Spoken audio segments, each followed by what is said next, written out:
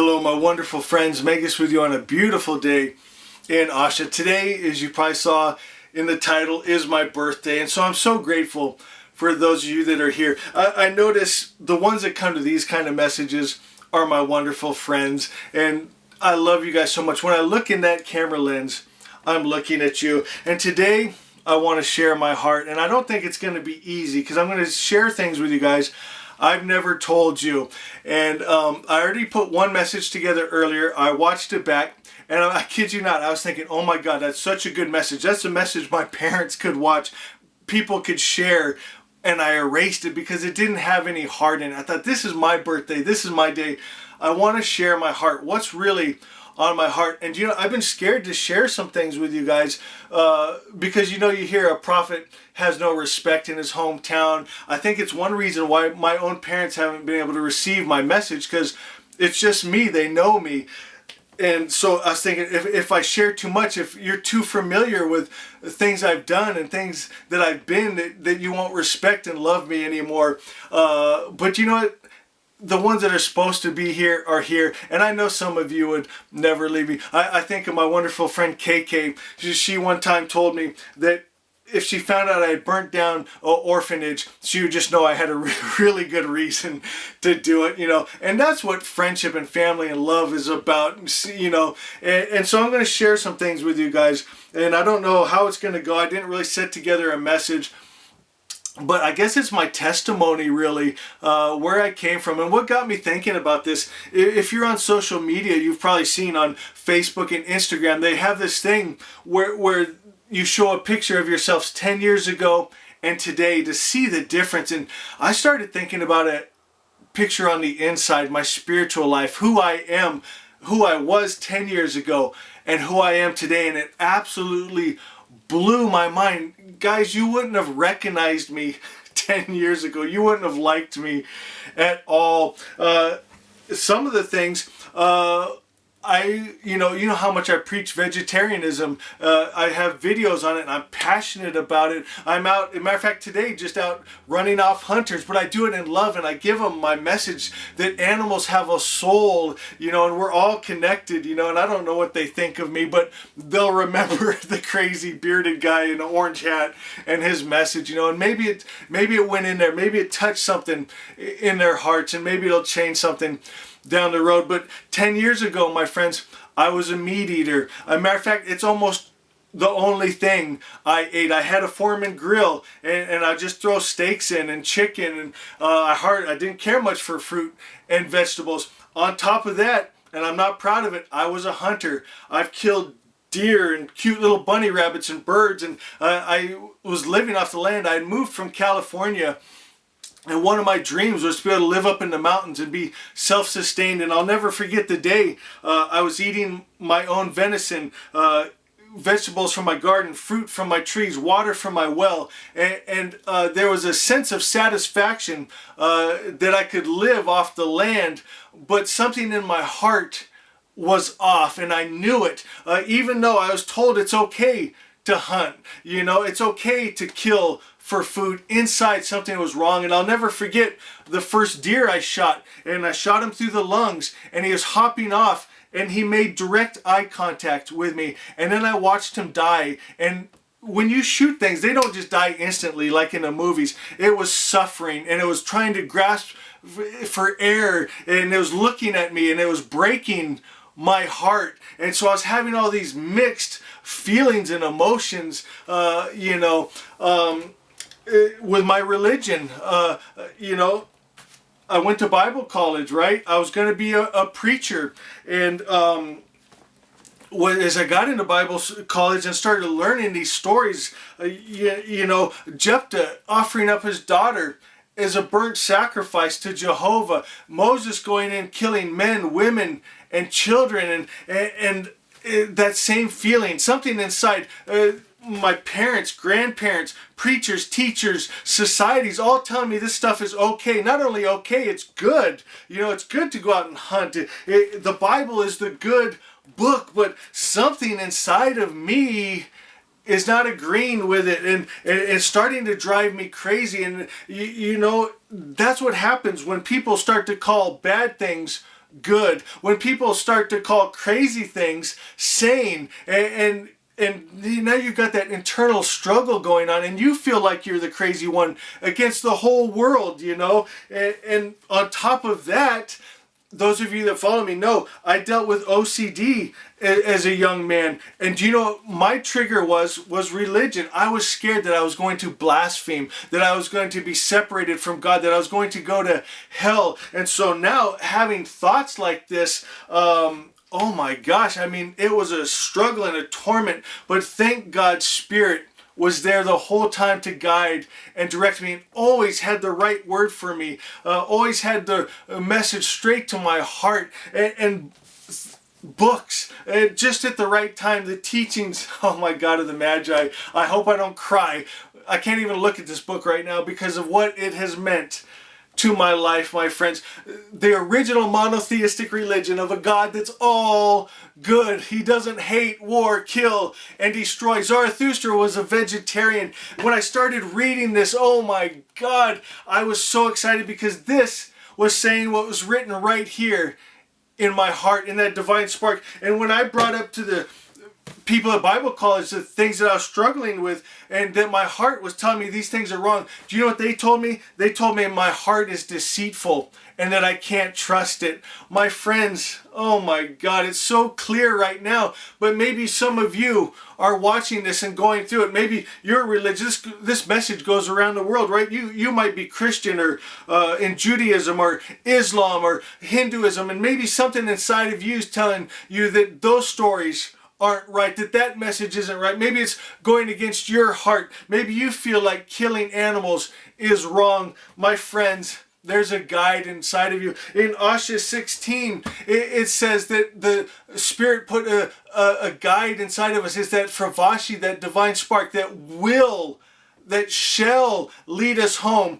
to Asha, the highest truth, the perfect Creator's perfect idea. My friends, I know it can be scary. I know it can be hard, but sometimes we don't move on until we break. Over those last 10 years, every great spiritual growth I've had was when I had to break. It doesn't have to be that way if we would just follow that guide inside of us, but sometimes it's hard when we've been raised a certain way to believe a certain way. And my friends, there was a time I called it my dark cave because my legs had been knocked out from under me. Everything I thought was real was not real. Everything I was told was good was not good. And sometimes you don't know where to go or where to step, but every time Spirit was there. And even though I got scared sometimes, it made me even closer to God, closer to Spirit. And I had to turn off all those other ideas and stories. I got to read to you Asha 12. This helped me so much. It says, there's nothing for me outside. I've spent too long looking outside myself, looking for meaning, purpose, affirmation, approval, love, truth, happiness in God, just to find myself ever searching. Do you feel like that? You're always searching for God, always searching for peace, always searching for love. You're not going to find it in a book that teaches hate, war, and killing. You're not going to find it living in the vibration of survival of the fittest. Maybe your religion tells you it's okay to eat animals, to kill animals. My friends, you're going to put yourself in a vibration of survival of the fittest, and you're not going to find your peace. Something has to take place. It goes on to say, so I quiet all the many thoughts, ideas, and stories, all the things that were taught to you, all the things even passed in your DNA. You got to quiet those, and you got to go inside. And my friends, there is where you're going to find your salvation, in your heart of hearts. Then you'll realize there's no separation from God, from your good. You are one, and all that you're looking for, it's here now. God, my friends, is omnipresent. Your good is here right now. Your peace, your joy is here right now. You just have to let it in. You have to remove the walls that you've built up to keep your good, your God, out, the highest principle of good. And please don't cut me off here, because I know I got more to say, but I'm going to repeat something that I know my wonderful friends have heard, but then we'll move on. But my friends, you'll never rise above your highest idea of good, of God. If your God hates, wars, kills, and destroys, you'll never rise above that. You have to restore his image. In truth, my friends, God is all good. His nature is good, and nothing changes that. He's not called the good evil spirit. In the Bible, it says that Jehovah says that he sends good and evil, that he creates and destroys. Okay? That might be Jehovah, that might be Allah, that might be Shiva or whoever, but that is not the all-good spirit. The all-good spirit, my friends, that in truth you are made in the image of, is all good, is unconditional love, peace, joy, kindness, and doesn't change his nature because of what's going on around him. If the world or the evil spirit is acting evil, good spirit doesn't act evil to fight him. Okay, do you see what I'm saying? He doesn't hate and kill and war. All good spirit can do is be light. And do you know what you'll find? When you are vibrating in those high dimensions of light and love, darkness can't come in light. Hate and fear can't come in unconditional love. There's no fight because there's no enemy, because you're in a higher dimension. And that's where we need to get to. And I know it can be scary, my friends, but like I said, there's a beauty in the growth of it. I think of that saying, if you give someone a fish, they eat for a day. Teach them how to fish, they eat for a lifetime. Obviously, I'm a vegetarian. I don't care for that, but we understand the idea behind it. And it makes me think of my friend with OCD, right?